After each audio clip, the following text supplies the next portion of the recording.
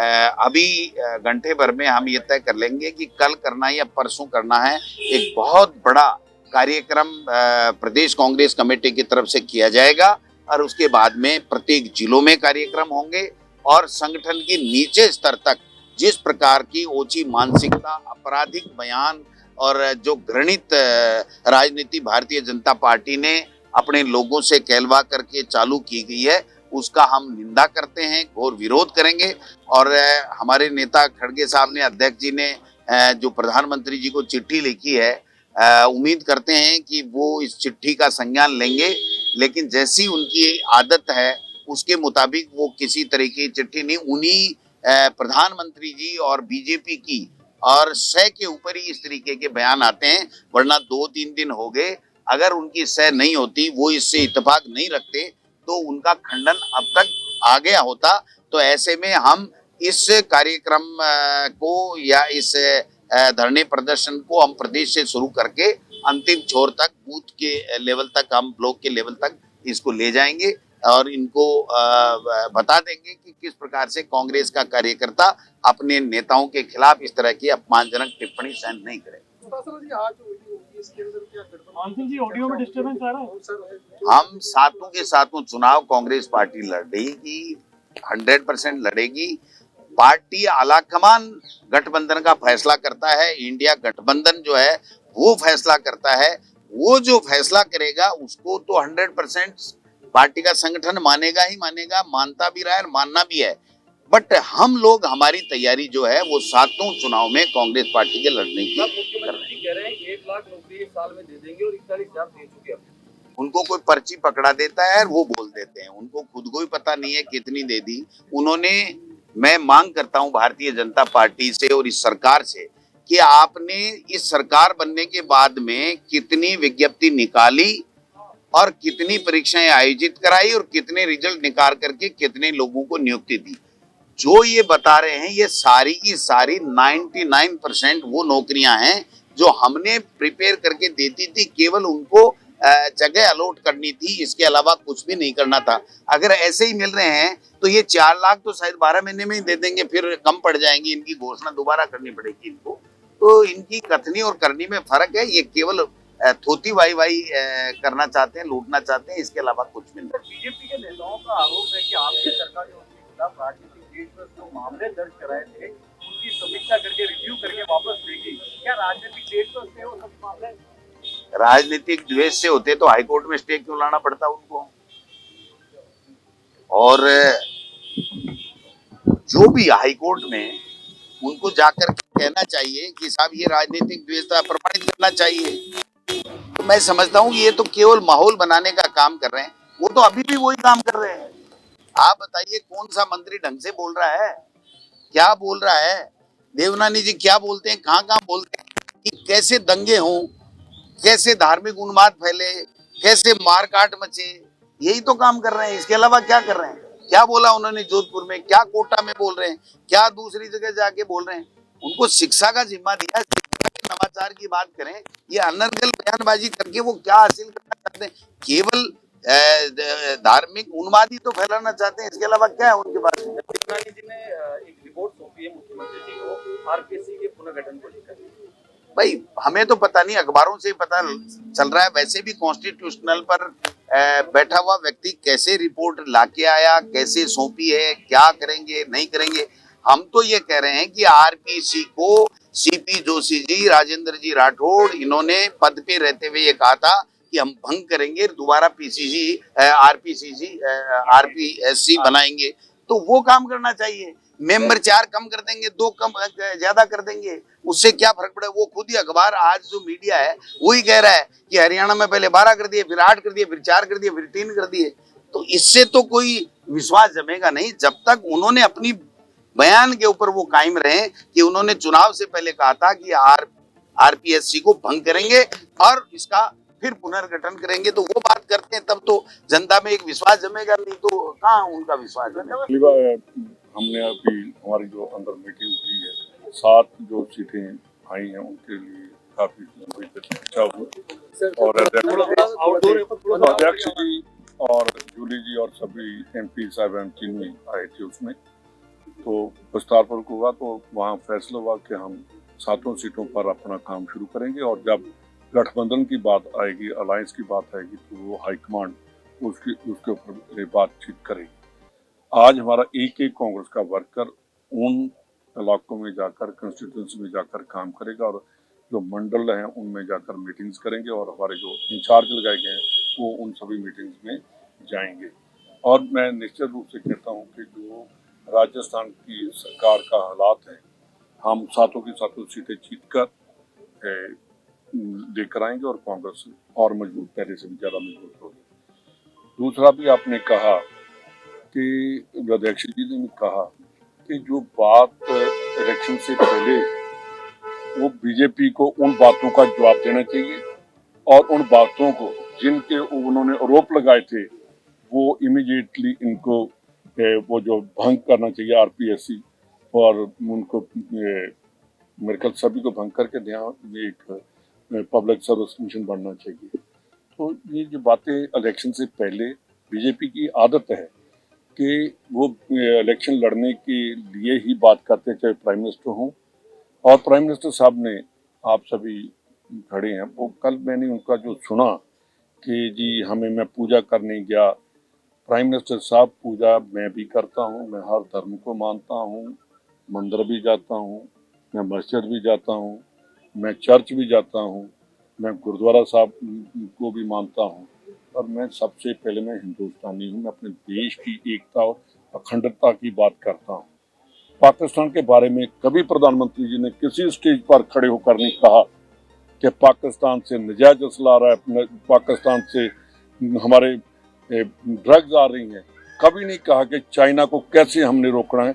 वो बातें हमें करनी होंगी और देशभक्ति की बात करनी पड़ेगी। अगर आज कोई ये कहे कि आपने अभी सवाल मेरे से पूछा, दोबारा पूछे, मैं उसका जवाब देता हूँ। क्या आपने कहा था? भाजपा नेता जो बयान दे रहे हैं तो फिर क्या?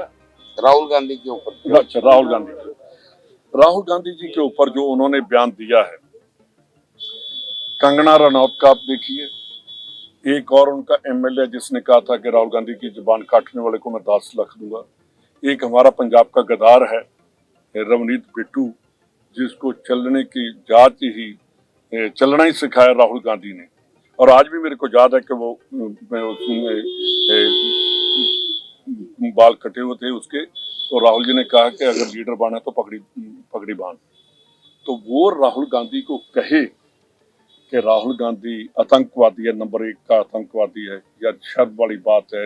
इसका मतलब पॉलिटिशियन या लीडर इतने भी गिर सकते हैं, अपना अखलाक खत्म कर सकते हैं।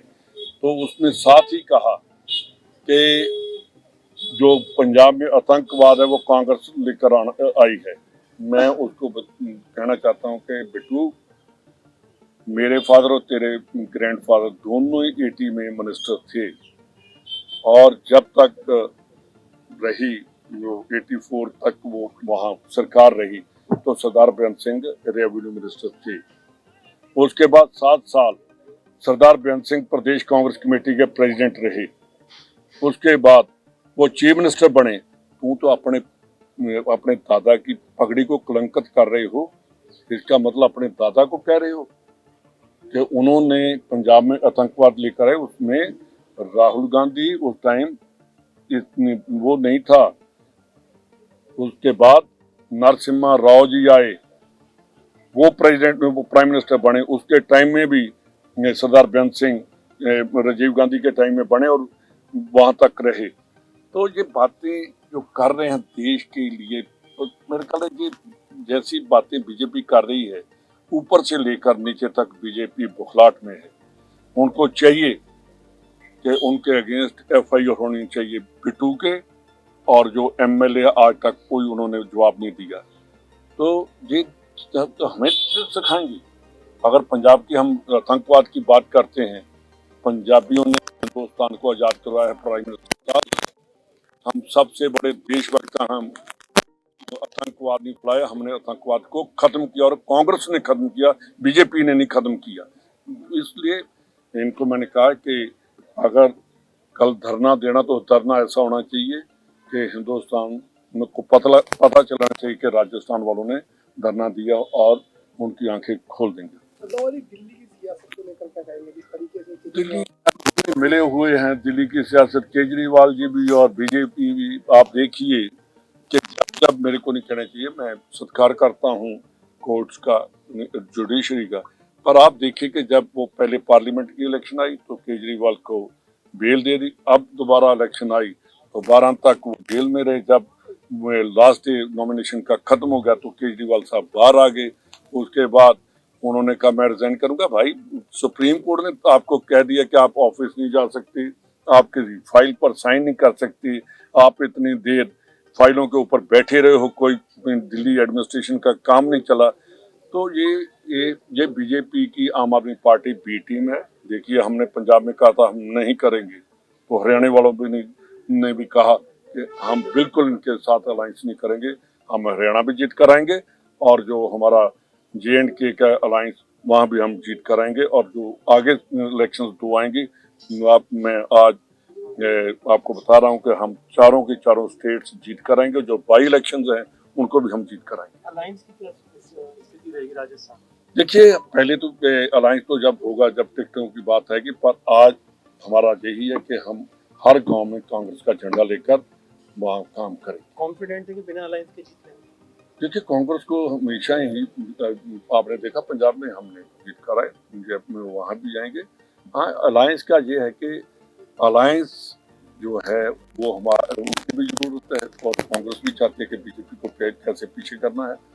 तो जब बात आएगी अलायंस टाइम, पहले हमारे अध्यक्ष जी का डिस्ट्रिक्ट है सीकर, इन्होंने बहुत काम किया। वहाँ कांग्रेस का था, आ गया था कि इनको टिकट दी जाएगी, लास्ट मोमेंट पर हमने उनको अलायंस वालों को दे दी। इसलिए कांग्रेस का वर्कर काम करेगा और जो हाईकमांड कहेगी उसी के ऊपर अमल किया जाएगा। बुलडोजर न्याय को लेकर सुप्रीम कोर्ट ने कल की तारीख तक के लिए रोक दिया। देखिए, बुलडोजर न्याय देना तो किसी के ऊपर इमीडिएटली बुलडोजर चला देना ये डिक्टेटरशिप है, डेमोक्रेसी नहीं है। और जो सुप्रीम कोर्ट ने कहा है वो मैं उसके साथ सहमत हूँ। आदरणीय डोटासरा जी के नेतृत्व में प्रभारी जी के सानिध्य में आज बैठक आयोजित की गई है। 6 जगह ऑलरेडी तैयारी चल रही थी। 7वां उपचुनाव भी हमारे वरिष्ठ नेता जुबेर जी के ऐसे में निधन होने से वो भी हो गया है। तो सभी जगह कांग्रेस की तैयारी पूरी है। 100% हम लोग जीतेंगे। और ये जो सरकार चल रही है, सरकार जनता इसलिए चुनती है कि जनता का काम करे, जनता का सहयोग करे, जनता के दुख दर्द में उसके साथ खड़ी रहे।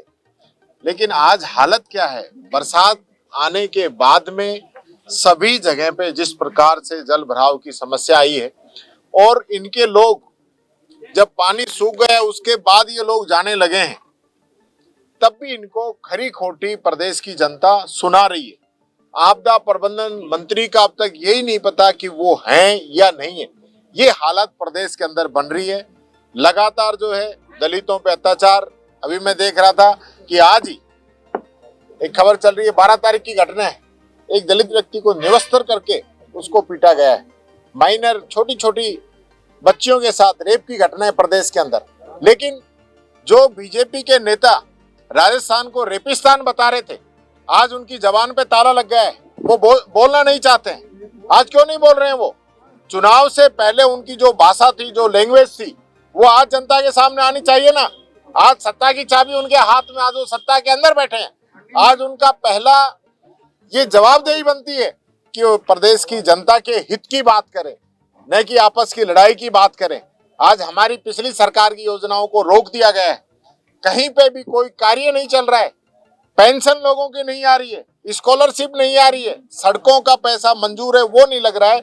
ये हालत इस सरकार की बनी हुई है। किस नाम पे उपचुनाव के अंदर वोट मांगने जाएंगे, जनता इनको जवाब देगी।